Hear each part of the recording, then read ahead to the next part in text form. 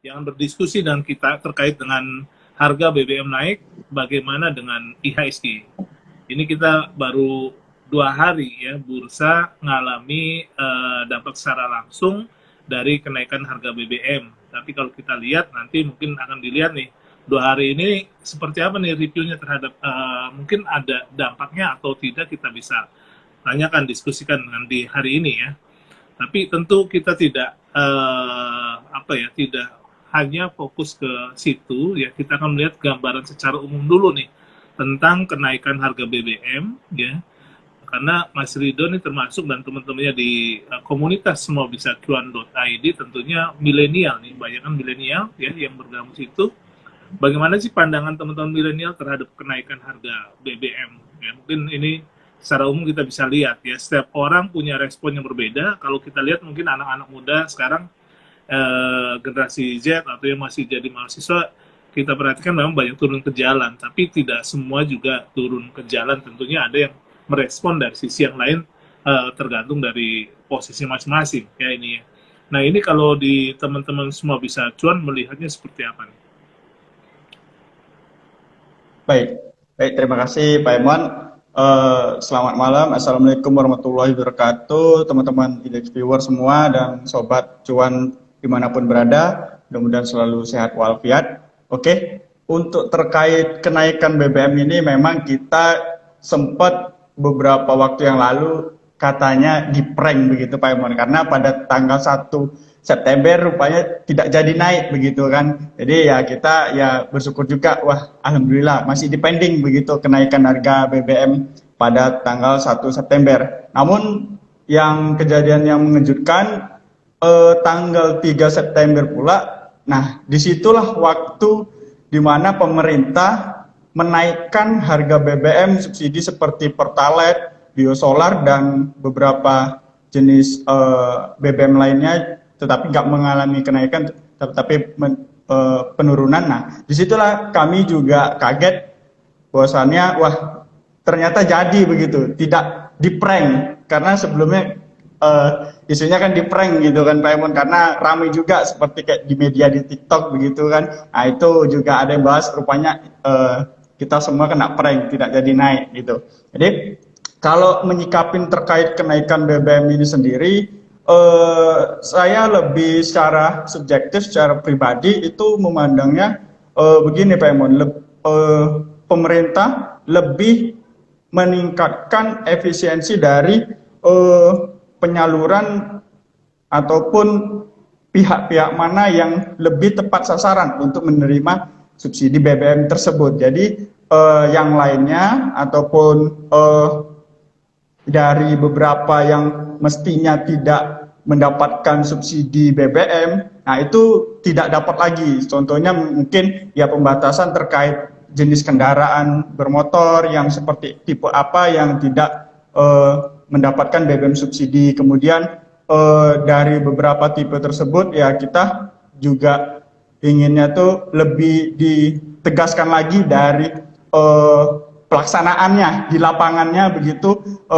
betul-betul terrealisasi atau tidak begitu. Memang pemerintah selama ini sudah melakukan yang namanya diversifikasi terkait pembatasan bagian-bagian mana saja yang berhak untuk mendapatkan subsidi, tapi pasca di lapangannya kita masih juga melihat bahwasannya ada juga beberapa oknum-oknum yang tidak bertanggung jawab, entah sebagai untuk penimbunan bahan bakar atau segala macam, itu masih kerap terjadi. Jadi kalau menurut kami itu di lapangan semestinya itu yang lebih dioptimalkan kembali sebelum melakukan kenaikan harga BBM tersebut. Tapi karena harga BBM sudah naik, ya kita mau gimana lagi, harus siap dan kita harus bagaimana cara mengantisipasinya. Ya kalau dibilang Pertalite misalnya 10.000, ya biasanya 7.000-an sekian, tiba-tiba naik nih.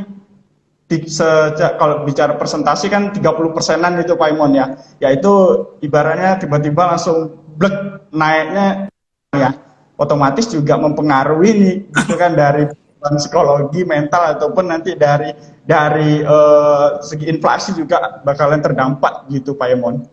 Ya, menarik ya ini ya. Jadi kalau kita lihat memang kan tadi kalau boleh saya garis bawahi ada satu concern yang Mas Rido sampaikan terkait dengan penyaluran ya. Memang kan ini juga jadi alasan kenapa naik karena penyalurannya tidak tepat sasaran. Artinya Iya, betul. sebenarnya alasan ini juga dulu pernah disampaikan ketika naik dulu gitu. Artinya mungkin lebih concern lagi ketika memang ada kenaikan, ya harapannya untuk menjaga tidak naik lagi, ya dijaga penyalurannya sesuai gitu. Jangan jadi apa namanya alasan kembali, artinya ada penegasan untuk penggunaan BBM yang lebih tepat sasaran ya. Ini harapan Iya, dari betul. milenial, mudah-mudahan memang ada ke depan jauh lebih baik dan kita ya tentu meresponnya atau menyikapinya dan kenaikan ini harus salah satunya ya kita harus bekerja lebih keras lagi agar kita bisa tetap mendapatkan kemampuan daya beli ya tadi sempat disinggung bahwa ada kenaikan bisa terjadi kenaikan inflasi dan sebagainya sehingga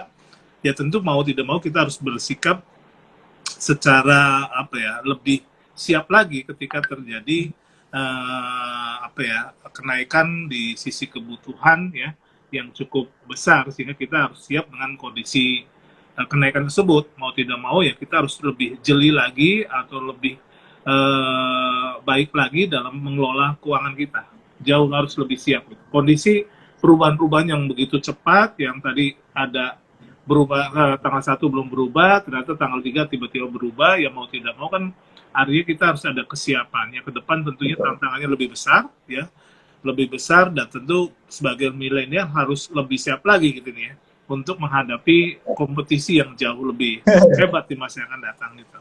Oke, kemudian ini kita masuk sedikit ke pasar modalnya ya. Jadi Oke. kalau kita lihat tadi kita dari sudut pandang milenial melihat kenaikan harga BBM ya, dan ini kita melihat dari sisi pasar modal nih. Apa sih adakah dampak secara teknis kepada pasar modal dengan kenaikan harga BBM ini? Ini ya. Oke, baik, Pak Iman. Kalau kami melihat dari kenaikan harga BBM yang terjadi pada tanggal 3 September dan ini tanggal 7, artinya bursa baru buka tanggal 5 dan tanggal 6. Artinya 2 hari pasar merespon bagaimana terkait kenaikan harga BBM ini. Nah, sempat kemarin sedikit panik begitu karena tanggal 3 itu kan hari Sabtu ya Pak Emon. Jadi pas pula market sedang tutup weekend lah begitu kan. Jadi ya ekspektasinya kemarin bahwasannya wah ini bahaya nih hari Senin IHSG bakalan crash ini begitu ataupun ya market down lah begitu kan karena ada panic selling lah begitu kan terkait adanya kenaikan harga BBM ini karena sebelumnya kan rupanya tidak jadi naik begitu. Nah, namun kenyataannya pada tanggal 5 dan tanggal 6 itu justru memang pada saat opening market kita mengalami turun Pak Emon, ibaratnya panik sementara lah begitu. Tetapi dari beberapa penopang ISG seperti Goto, Telkom, BRI, Mandiri, sama Astra Internasional itu justru mengalami penguatan. Artinya di sini ya ISG cukup terjaga dengan adanya isu kenaikan BBM pada ya kalau bicara kita untuk sementara ini kan baru 2 hari ini Pak Emon, hari Senin dan Selasa, 3 hari, Senin, Selasa dan Rabu hari ini. Nah, jadi kalau melihat dari pergerakan ISG sendiri itu cenderung lebih berhati-hati, tidak untuk turun tetapi tidak untuk naik. Jadi jadi pergerakan ISG ini seperti dijaga di range sekitar 7.100 sampai 7.200 begitu Pak Emon. Jadi lebih dijaga ini terkait pergerakan ISG-nya dengan beberapa penopang seperti yang saya bilang tadi di beberapa emiten. Ya. Mas Rido, kalau kita lihat sebetulnya tadi dampaknya kalau Mas Rido lihat memang masih cukup tidak banyak berpengaruh ya. Kalau kita lihat masih di atas 7.100 sampai dengan 7.200, artinya kita masih cenderung melihatnya masih stagnan ya. Ini kemungkinan kalau kita perhatikan lagi dampak secara, kalau kita tadi dampak teknis ya, kan ini juga ramai ya. Kalau kita lihat, ya mudah-mudahan tidak menjadi satu apa ya crash di sisi karena kita lihat banyak juga aksi-aksi yang dilakukan oleh teman-teman kita di mahasiswa, kemudian juga di Iya betul. guru dan sebagainya terhadap dampak kenaikan karena adanya kekhawatiran akan kenaikan kebutuhan yang signifikan. Ada nggak sih dari sisi itu yang mungkin apa menjadi sebab juga kenapa IHSG tidak agresif gitu, apa namanya, melihat kondisi itu? Ada nggak pengaruhnya? Oke, baik Pak Emon. Memang Pak Emon beberapa hari ini, kemarin dan hari ini juga itu aktivis dan beberapa mahasiswa dan buruh juga melakukan demo terkait aksi penolakan BBM, dan bahkan kemarin kalau tidak salah itu salah satu fraksi partai politik di gedung DPR melakukan walkout, ya, salah satunya partai PKS yang ikut menyuarakan aspirasi masyarakat bahwasannya mereka juga ikut menolak kenaikan BBM ini. Jadi ya kalau kita lihat compare antara pergerakan ISG dengan kejadian yang ada di lapangan pada saat ini, situasi yang ada pada saat ini, itu ya itu tadi yang seperti saya bilang bahwasannya ya market maker ataupun yang sebagai pendorong ISG juga mengantisipasi terkait adanya penurunan terkait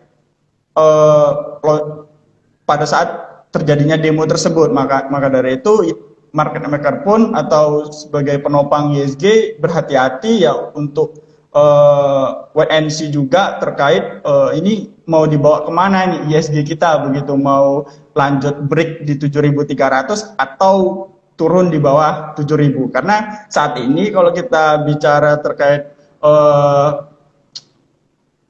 pergerakan ISG dengan kondisi yang terjadi karena isu BBM ini, ya market kita secara pasar di bursa kita juga melakukan wait and see. Mereka tidak panik dan mereka pun juga tidak gegabah untuk melakukan trading ataupun melakukan injek pembelian saham begitu Pak Iman. Jadi mereka lebih wait and see lah untuk saat ini nih Pak Iman. Kalau kami melihat dari 3 hari ini ya Pak Iman, kita nggak tahu besok atau lusa atau minggu depan bagaimana. Yang pasti dalam 3 hari ini setelah pengumuman kenaikan harga BBM itu pasar cenderung wait and see begitu Pak Iman.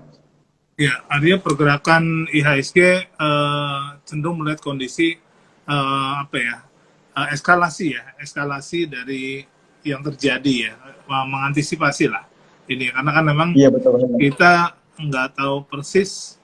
Ya mudah-mudahan sih kita juga bisa melihat kalau ada aspirasi yang memang jalurnya sesuai sehingga juga tidak menimbulkan dampak krisis yang lain ya. Sudah ada dampak Iya, betul. kenaikan BBM, terus adanya dampak kerusuhan atau anarkis, tentu dampaknya akan lebih besar lagi. Mudah-mudahan itu Lebih besar lagi. terjadi. Oke, Amin. Mas Rido, kita coba Iya, masuk betul. ke ini ya, apa namanya? Tadi sudah dijabarkan bahwa IHSG masih namanya pergerakan masih stabil ya di atas 7.000 Stabil, ya, atau betul. 700 ya. Nah, diskusi kemarin kalau nggak salah saya masih menyimak gitu ya. Iya. Semua bisa cuan.id ini sangat optimis di 7,5 gitu pergerakannya. Nah, Iya, betul. setelah ada ini, kira-kira masih seoptimis apa nih teman-teman, diskusi teman-teman di semua bisa cuan.id melihat dari kondisi sekarang ada kenaikan BBM ya, karena kenaikan BBM biasanya kan memang jadi apa ya, salah satu faktor juga yang berpengaruh gitu kepada apa namanya, kondisi ekonomi, karena itu menjadi salah satu penggerak kan ininya. Walaupun sekarang sudah ada alternatif listrik dan sebagainya, tapi ya kebanyakan orang masih menggunakan BBM gitu nih ya untuk mobilitas. Nah ini gimana nih teman-teman di smallbusinesscuan.id? Masih optimis kan 7.500? Oke, Pak Iman, baik. Memang sebelumnya kenaikan harga BBM ini memang bakalan nanti ya mempengaruhi terkait perekonomian di Indonesia juga, karena BBM ini juga berpotensi berdampak ke beberapa sektor, di mana Indonesia itu juga berpotensi mengalami yang namanya stagflasi, di mana kenaikan laju inflasi ini takutnya nanti tidak diberbarengi dengan peningkatan lapangan pekerjaan Pak Emon. Jadi di sini nih kita juga perlu wanti-wanti, dan beberapa ekonom juga itu memperkirakan bahwasannya kemarin jika BBM itu naik sekitar 10-20%, maka kemungkinan inflasi di bulan September itu di sektor untuk hanya di BBM saja sekitar 0,75%.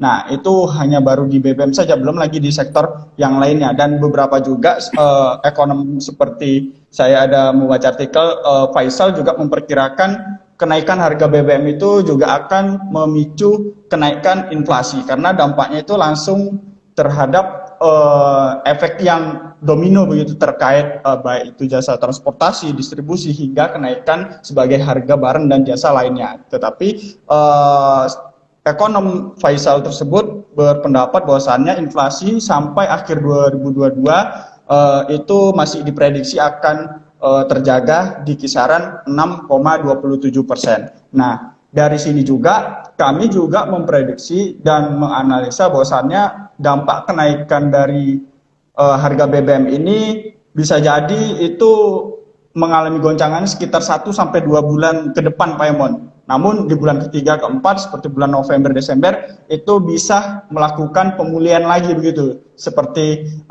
sebelumnya. Jadi mungkin kalaupun ada gejolak di bulan September, Oktober ini begitu, Pak Emon. Jadi ya kedepannya masih bisa optimis, dan kami juga di sini semua bisa cuan itu punya target di 7.500 untuk ISG sendiri. Itu pemaparan yang saya share ke Pak Emon minggu lalu kita melakukan live bareng IDEC. Nah, untuk melaju ke situ tentunya ada prosesnya, Pak Emon. Mungkin ini salah satu proses ya bisa jadi untuk mengisi bahan bakar kita untuk menjemput di harga 7.500. Jadi bisa jadi ini koreksi sehat, dan kalau tidak ada terjadi hal-hal yang tidak diinginkan seperti entah debt crisis ataupun nanti nilai mata uang kita melemah, ya itu kita lain lagi nanti bakalan diupdate. Tetap kami bakalan update setiap minggunya, bahkan kami update terkait pergerakan ISG. Memang major trendnya, tren jangka panjang kami di 7.500 terdekat, dan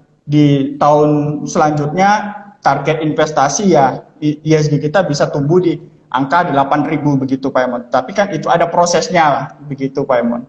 Jadi kami di Semua Bisa Cuan masih tetap optimis bahwasannya ya pasar modal tentunya di saham juga di sini masih bisa bertumbuh, apalagi masih ada perusahaan-perusahaan kok yang masih growth, masih bertumbuh, masih membuka laba, masih ada potensial yang memiliki aksi corporate. Jadi kita masih optimis bahwasannya pasar modal masih bisa tumbuh begitu, Pak Emon.